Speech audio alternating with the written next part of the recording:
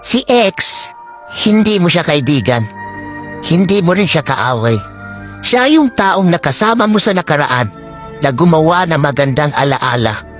Pero hindi na siya parte ng buhay mo sa ngayon kasi wala na kayong dalawa. Pwede siya yung dahilan kung bakit nasaktan ka ng sobra-sobra.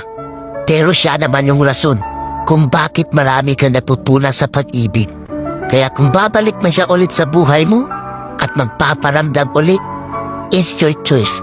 Kaya paano ka mabubuo ulit ang sarili mo kung tatanggapin mo yung tao na sumira ng pagkatao mo? Kaya lagi mong tatandaan, kaya lapis ang gamit ng mga bata para ipaalam sa kanila na ang mali ay pwede pang itama. Kaya naman ballpen ang gamit natin para ipaalam sa atin na hindi na tayo bata, na para ulit-ulitin pa ang pagkakamali na hindi na natin kayang burahin.